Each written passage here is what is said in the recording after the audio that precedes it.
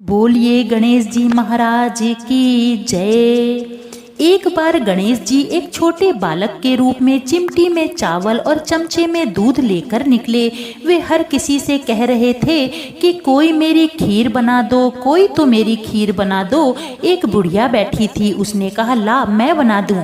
वह छोटा सा बर्तन चढ़ाने लगी। तब गणेश जी ने कहा दादी माँ छोटी सी भगोनी मत चढ़ाओ, तुम्हारे घर में जो सबसे बड़ा चरु हो वह चढ़ा दो। बुढ़िया ने वही चढ़ा दिया। वह देखती रह गई कि वह तो पूरा का पूरा भर गया है। गणेश जी ने कहा दादी मैं नहा कर आता हूँ। खीर तैयार हो गई तो बुढ़िया के पोते पोती खीर खाने के लिए रोने लगे। बुढ़िया ने कहा गणेश जी आपके भोग लगना है, कहकर चूल्हे में थोड़ी सी खीर डाली और कटोरे भर भर के बच्चों को दे दिए। पड़ोसन ऊपर से देख रही थी। बुढ़िया ने सोचा यह चुगली कर देगी, सो कटोरा भर के उसे भी पकड़ा दिया। बेटे की बहू ने चुपके से एक कटोरी खीर खाई और कटोरा चक्की के नीचे छिपा दिया। अब भी गणेश जी नहीं आए। बुढ़िया को बहुत भूख लग रही थी। एक कटोरा खीर का भरकर किवाड़ के पीछे बैठकर एक बार फिर कहा गणेश भगवान मैं आपका भोग लगाऊं, और खाना शुरू कर दिया। तभी गणेश जी आ गए। बुढ़िया ने कहा आजा रे गणेशिया खीर खा ले, मैं तो तेरी ही राह देख रही थी। गणेश जी ने कहा दादी माँ मैंने तो खा ली। बुढ़िया ने कहा कब खाई? गणेश जी ने कहा जब तेरे पोते पोती ने खाई, तब जब तेरी पड़ोसन ने खाई, तब जब तेरी बहू ने खाई, तब और जब तूने खाई तब तो मेरा पूरा ही पेट भर गया।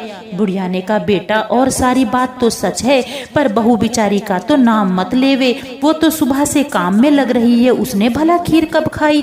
गणेश जी ने कहा चौकी के नीचे देख जूठा कटोरा पड़ा है, तूने तो मेरे नाम का भोग लगाया, वो तो वैसे ही खा गई। बुढ़िया ने कहा बेटा घर की बात है, घर में ही रहने दो, बता बची हुई खीर का क्या करूं? गणेश जी ने कहा नगरी जिमा दे, लोगों को न्योता दिया। तो सब हंसने लगे, बोले कल तक तो खाने के लाले थे, आज नगरी भर जिमाएगी। फिर भी लोग आए और ठाठ से जिमाया, नगरी जिमा दी, फिर भी चरु पूरा का पूरा भरा था। राजा को पता लगा तो बुढ़िया को बुलवाया और बोला क्यों बुढ़िया ऐसा चरु तेरे घर अच्छा लगे या हमारे घर?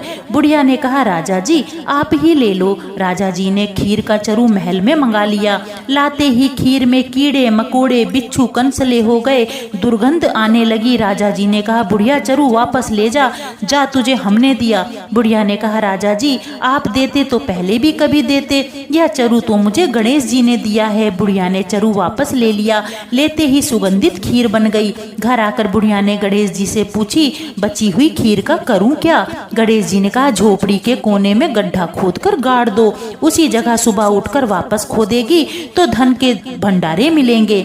ऐसा कहकर गणेश जी अंतर ध्यान हो गए। जाते समय झोपड़ी पे लात मारी तो झोपड़ी के स्थान पर महल हो गया।